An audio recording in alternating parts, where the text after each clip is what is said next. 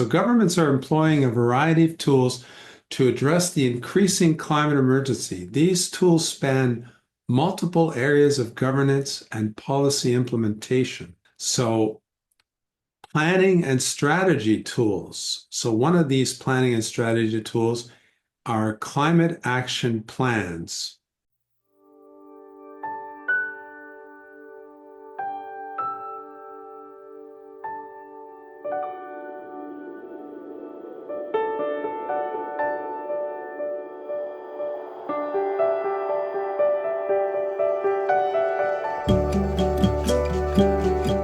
Hello, and welcome to another edition of the Climate Emergency Forum. I'm Herb Simmons. I will be your host today, and we'll be talking today about the whole movement for governments all over the world that have declared climate emergencies. What has the response been in the years since this movement, with over 2,000 governments declaring emergencies? What difference has it made? What do we know? And of course, this fits right in with the title of our channel, the Climate Emergency Forum.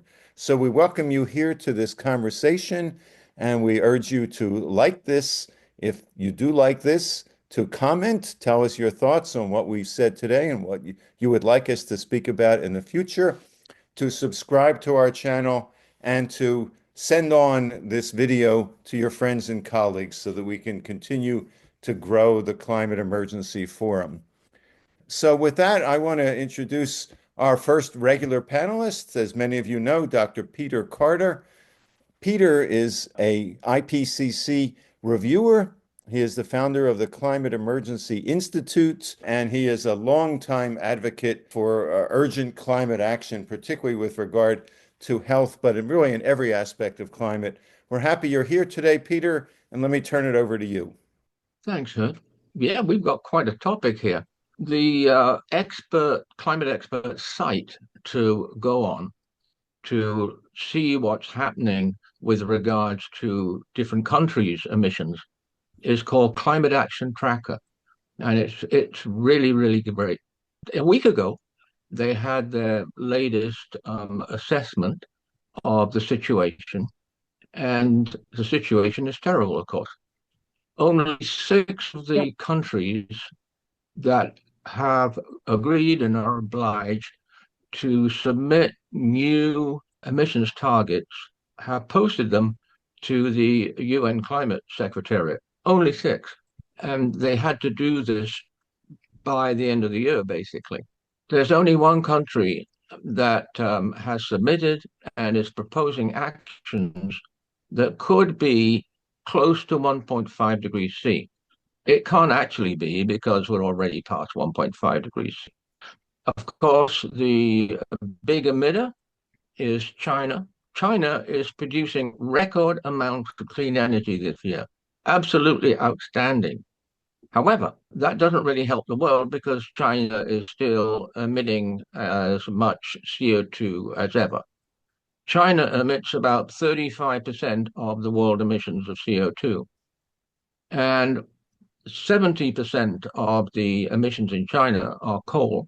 And China, it was just assessed by the Global Energy Monitor. They just published last week that China is building more coal-fired power plants than in the past 10 years. So China's almost building as many power plants as before. And that sinks everything because China's emissions are so high. And as I say, they are record high. The other interesting thing, however, is that the International Court of Justice has just completed a hearing on the obligation of nations regarding climate change. And we're awaiting their decision. I've gone over the responses from the countries that they're pretty predictable. The high emitters and the fossil fuel producers, they're saying there are no obligations whatsoever. Africa and the less developed countries are, of course, telling the truth, and they're telling it very well, which is according to the Climate Convention, according to the Paris Agreement, countries are obliged to reduce their emissions And it's interesting. One of the bases of this was the transboundary convention. So everybody who emits, of course, any significant amount, they're affecting other countries. Now, something very important I do want to mention, and I was rather surprised about it. The United Kingdom Met Office last week posted a report, which is probably the most important report that any of the climate centers have ever given us. And the Met Office says the global emissions have to decline immediately. So there's that immediately word again, which is in the sixth assessment of the IPCC. And they've got to decline by 20%. And that's year on year on year. I want to mention the United States, of course. The United States emissions have been slowly decreasing since about 2010 because they've been closing down their power plants and they've been switching to gas. Obviously, with the administration, which is a very aggressive anti-climate change, anti-mitigation government, the US emissions are going to start going up again. So that's pretty awful. So in summary, if you look at what all the governments are doing, you get the impression there's no emergency. We got to keep pushing our governments, of course, is the answer. Thank you, Peter. I think it is a fair conclusion that even though the word emergency is used more and more, or at least it was until recently, governments all over the world are declaring emergencies, but the gulf between intention and action appears to be as high as ever and as wide as ever. With that, I want to introduce Charles Gregoire. Charles, as you know, is the co-founder of the Climate Emergency Forum. We're happy to have you here today in front of the cameras as well as behind the cameras. So, Charles, I'll turn it over to you. Thank you so much, Herb. Yes, and yes, so I think we have picked a fairly challenging topic, and I think what makes it challenging is I think it's the fact that it's kind of broad. I mean, governments do a lot of things that we don't see or we don't perceive a lot of the things that governments do until I guess as we finding out more recently, until certain services are suddenly pulled away. Anyways, I won't expand on that, but I thought I would take the approach of I like to use AI. I like to do queries using AI. And so I wanted to ask AI, what are the tools governments use in addressing the increasing climate emergency? That's the question I asked. And when I asked that question, I got some interesting answers that I want to discuss now. So governments are employing a variety of tools to address the increasing climate emergency. These tools span multiple areas of governance and policy implementation. So planning and strategy tools. So one of these planning and strategy tools are climate action plans.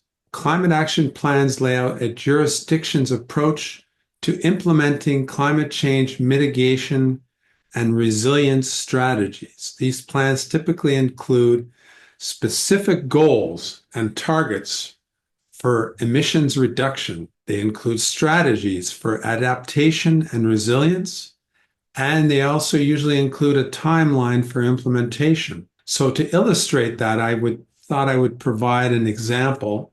And of course, my being from Canada, I'm going to just mention Canada's as an example. So when were Canada's 2030 targets set?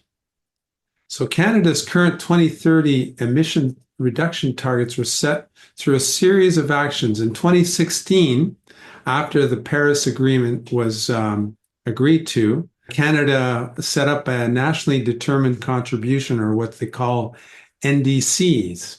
And these are basically voluntary contributions that a country decides they're going to adopt and meet.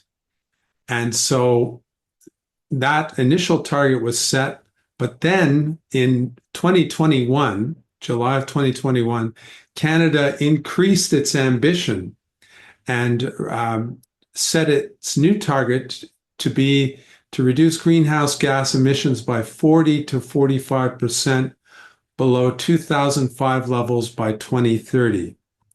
So this was a substantial increase in the original NDC target. So this was formally adopted in March of 2022. There was $9.1 billion of new investment to cut pollution and grow the economy. So there's a legal framework to that. The Canada Net Zero Emissions Accountability Act was passed, implemented prior to the enhanced NDC, and provides a legal framework for setting and achieving these climate targets. This timeline shows that while the groundwork was laid in 2016, the current ambitious 2030 target were officially set up in mid-2021. So that's where that particular goal was. So now what I'm going to do is I'm just going to skip through some of the other tools that are used, because if I provide an example for every one, it's going to take too long. So another one is climate emergency declarations. And that's typically often done by cities or municipalities. And of course, Ottawa did that in 2019. It declared an emergency. And I want to refer to a reference. It's called the Climate Accountability Toolkit, put out by an organization called the Clean Air Partnership.org. And so that's quite an interesting document to read through. Then there's another tool called National Adaptation Strategies. And so countries like Canada are developing national level strategies to outline shared visions for climate resilience and establish frameworks for cohesive action to reduce climate risks. So, and there's an interesting paper out by the Climate Institute .ca called A Whole of Government Approach to Climate Adaptation. And I put together an example of Burkina Faso's National Adaptation Plan. So with that, I'll hand it back to Herb. I will continue listing some of these tools in my next segment.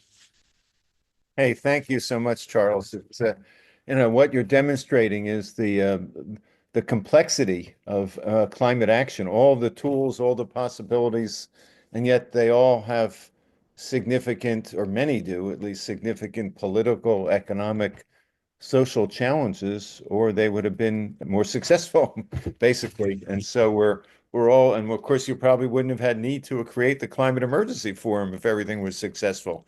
You'd have a lot more fun probably doing something else. But be that as it may, what I'd like to do is usually I'm recently been moderating and asking questions or just introducing people, but on this subject, I've had some firsthand experience over the last few years. So I'd like to take a couple of minutes and tell you a little bit about my experience. I live in Montgomery County, Maryland, which is adjacent to Washington, D.C. It's a very affluent, I'm not affluent, but the county is, a community of 1 million people. It's politically progressive.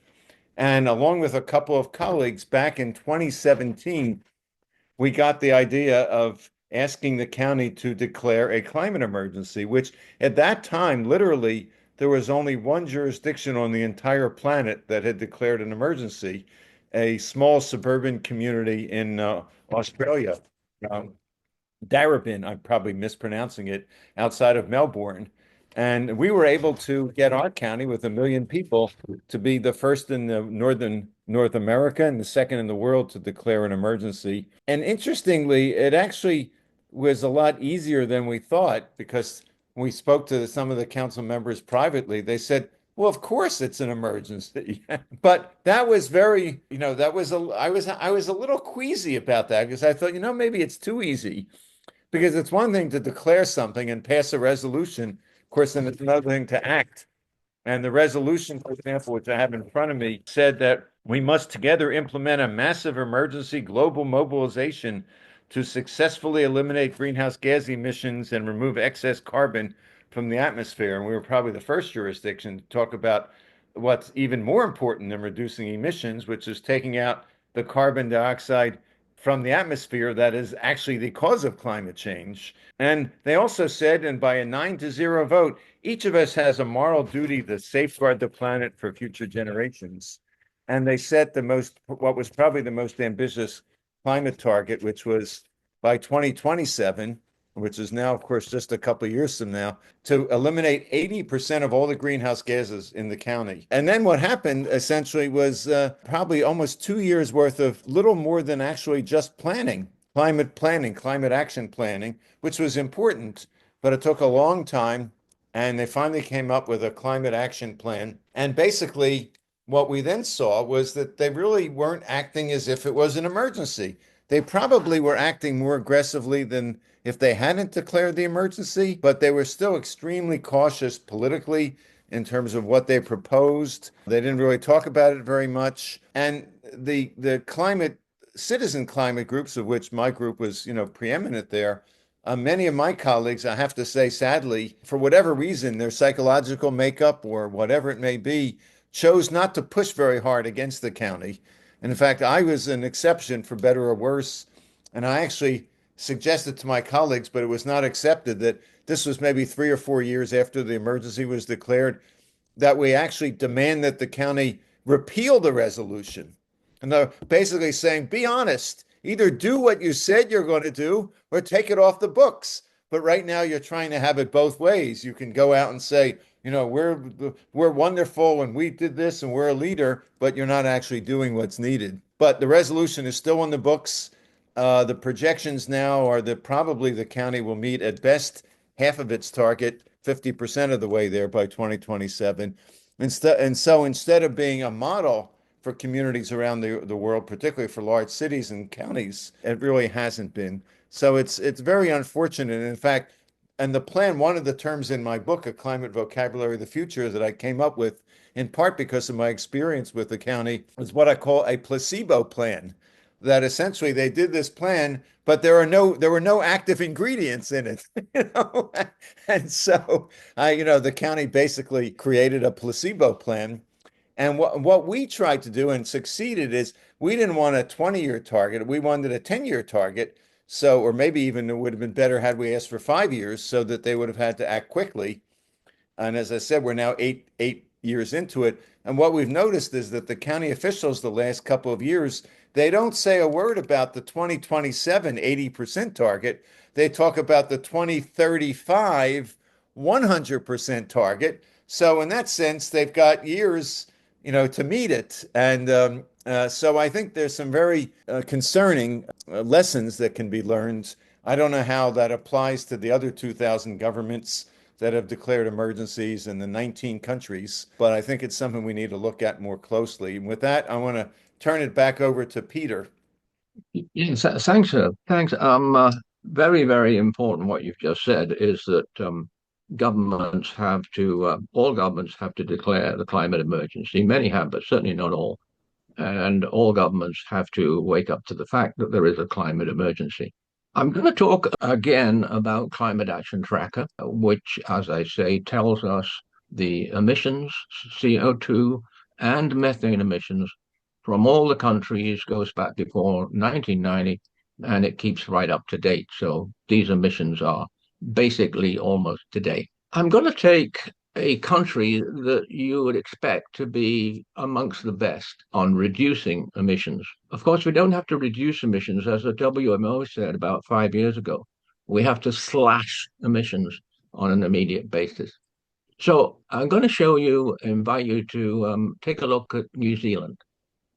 You'd certainly think that this would be one of the better countries, and indeed it is. Now, the emissions of New Zealand were flat, so they didn't decline until about now, until about 2020.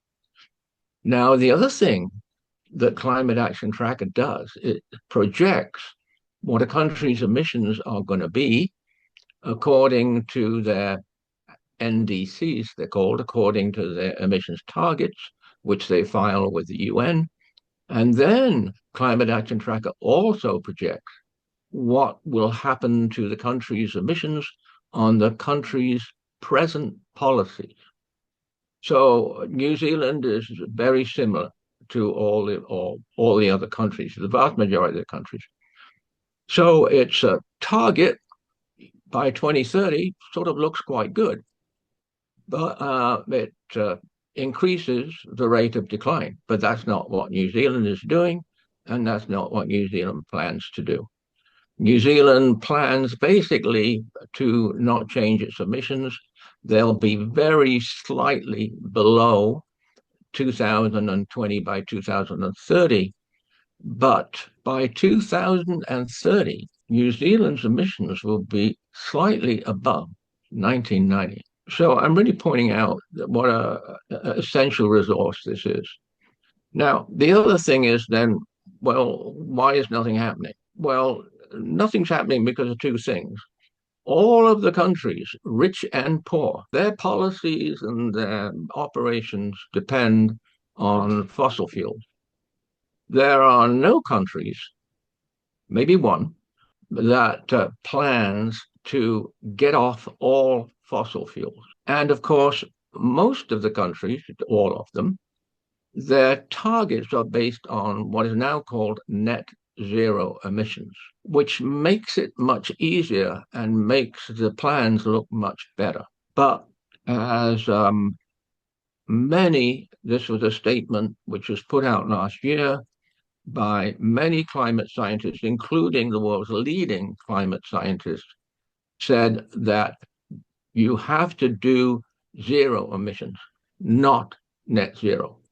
And they explained quite definitely countries have to get off fossil fuels in order to start improving their emissions and in order to give us a chance for a livable future.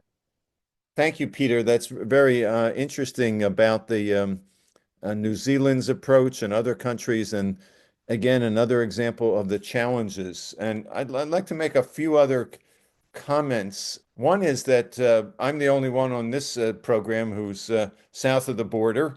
My colleagues are here in Canada. And I noticed that, according to the information I have, all 653 local jurisdictions in Canada have declared climate emergencies. Maybe at some future date, we can learn what your neighbors and friends and governments from one end of Canada to the other, and of course you represent, if not the two ends, but quite a distance, are doing. A second comment I wanted to make was back to Montgomery County, Maryland, where I live. 3 years after or 4 years after the emergency was declared, after the plan was finished, they interviewed the director of climate planning for the county. She said this proudly, that the county had appropriated an extra $650,000 that year for climate action. And doing a quick calculation right now, that comes out to about 60 cents per person per year or so in what is one of the top 10 most affluent counties in the most affluent nation in the history of the world. So, again, I want to stress the county leaders are wonderful people. They're dedicated, they're honest, they're hardworking, they're progressive. They're not like, what we're seeing at the national government in the United States right now.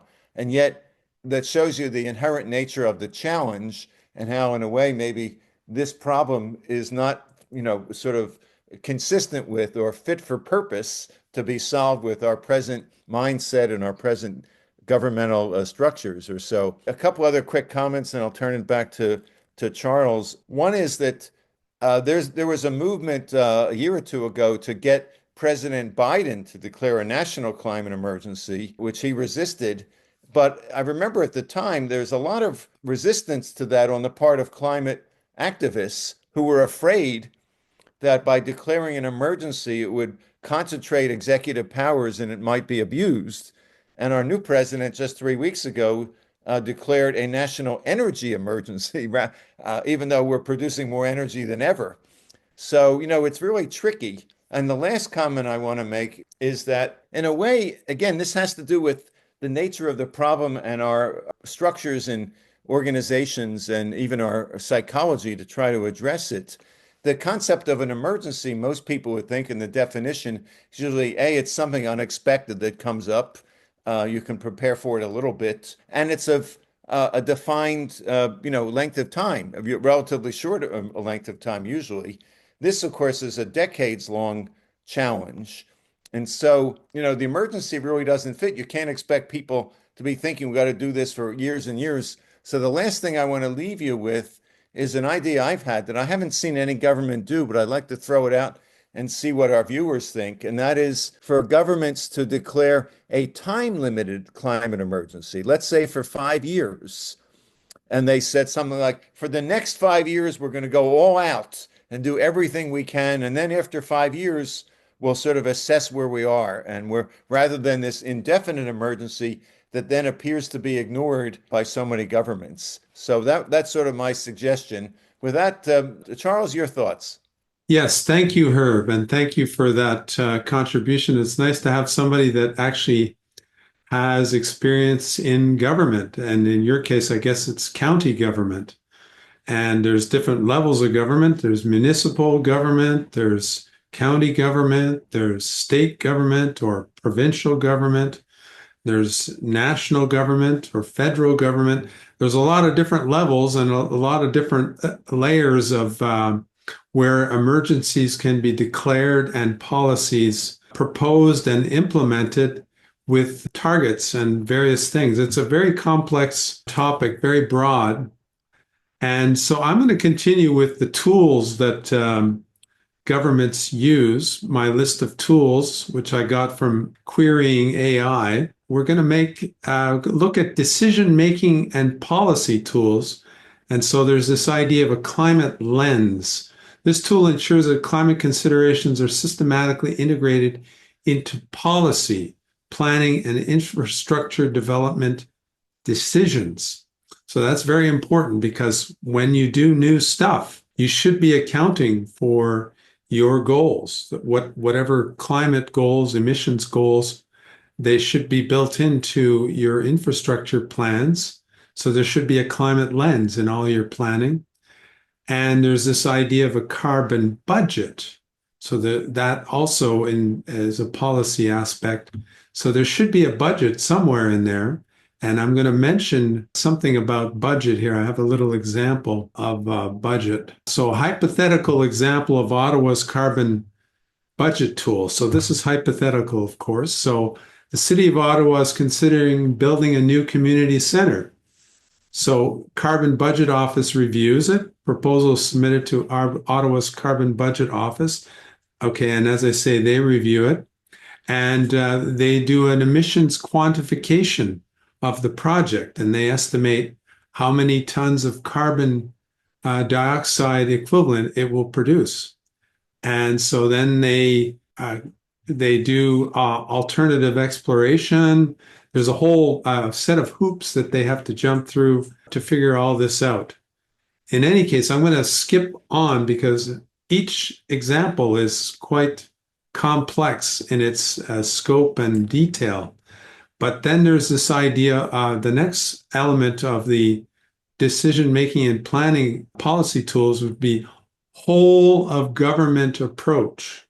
And I noticed this in the OECD's document. They mentioned this idea of whole of government approach. So approach involves coordinating adaptation efforts across different government departments and levels to mainstream climate adaptation into all areas of governance. And then I'm just going to quickly touch on another broad area of climate tools that governments use, and this is financial and risk management tools. That is a whole other aspect, and I'm going to mention we will be looking at that in more detail in another episode, this idea of risk management and what they call, remind me, Herb, is it climate solvency? Anyways, Yes. this is a topic we're going to be visiting soon. So in the financial risk management tools, I'll just mention a few items. There's a risk analysis, climate risk analysis, data and information tools, emission inventory tools, and it's quite complex. And so, of course, the job of government is really what I call the P word, planning. It's all about planning, having a plan and executing your plan and keeping track of how you're doing relative to your plan. And so I think half the battle is having a plan, but then obviously following through on that plan. And so with that, I'm going to turn it back to you, Herb. Hey, thank you. I personally resonated with that because my background is as a planner. So that's what we try to, that's our mantra: plan, plan, plan, plan and act, plan and act. Because if you don't plan, you're going to pay for it one way or the other later on. It's interesting that you mentioned, and I'd sort of forgotten about this, when you mentioned the climate lens. I had come across when I was writing the first edition of my book a similar concept called the climate test, essentially, where you test to see whether a piece of legislation or a budget is consistent with your climate plan. And I actually proposed that to our county. And about 2 years ago, to their credit, because I may be coming off or have come off somewhat negative towards my county, but to their credit, they passed legislation which we believe may have been the first in the United States to actually require a climate test or a climate, I think we called it a climate assessment of every major new piece of legislation. And so they have a staff who reviews it, just a little bit like the way you've talked about it in one of the local governments in Canada. And so these are some of the critical tools. They're not substitutions for political will, but political will is both necessary but not sufficient. You still need all these tools, many of which you've described and articulated today. So with that, I want to thank Peter and Charles for a really important discussion that goes to the heart of our commitment as a society, as humanity, as local governments, as citizens, as residents, as community members, to basically deal with this ever accelerating threat in a way that can prevent at least the worst consequences of the climate crisis in the years to come. So I once again want to ask you, if you like this program, to show that by liking it, to subscribe to our channel, to send off this program to your friends and colleagues, and to comment. Tell us what you think. And we look forward to coming back next week for another Climate Emergency Forum program. Thank you so much.